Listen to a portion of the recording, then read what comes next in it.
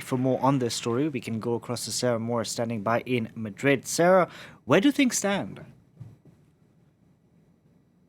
Well, at the moment, as you said, the Conservatives will struggle to find an absolute majority with Vox. They have nevertheless said that they feel that they won the election. They got the most votes and most seats.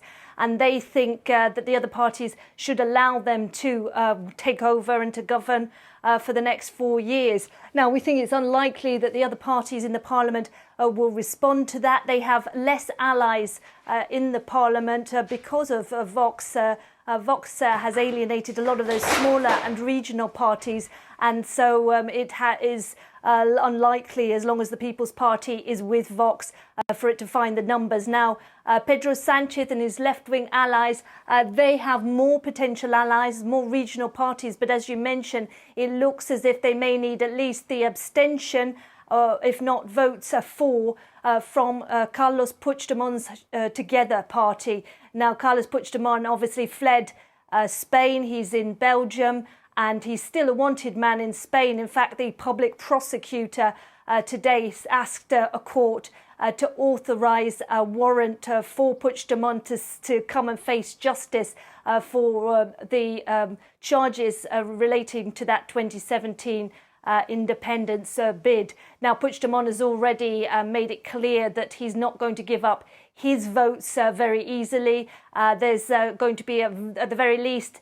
an amnesty and a self-determination, as his supporters call it. That means an independence referendum, and that is unlikely to happen. We've heard a former socialist prime minister on the TV today saying that that's a line that the socialists can't cross, but he does think that there can be talks, and he does think that Carlos Puigdemont's party can be persuaded to see that this is a golden opportunity for Spain and Catalonia.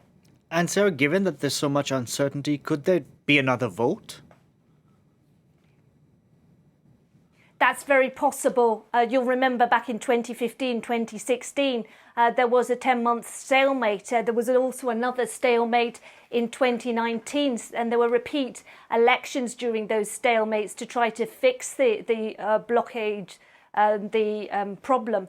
And that is very much a possibility if none of the leaders can actually get a majority in the parliament. And now we're waiting for August the 17th, when the parliament will be reconvened. The King, Felipe VI, will start to hold talks with all the various parties, and he'll be basically trying to get a sense of whether one of them can form a majority.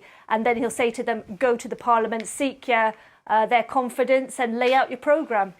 We'll see what happens, Sarah. Thank you very much for that. Sarah Morris reporting there for us from Madrid.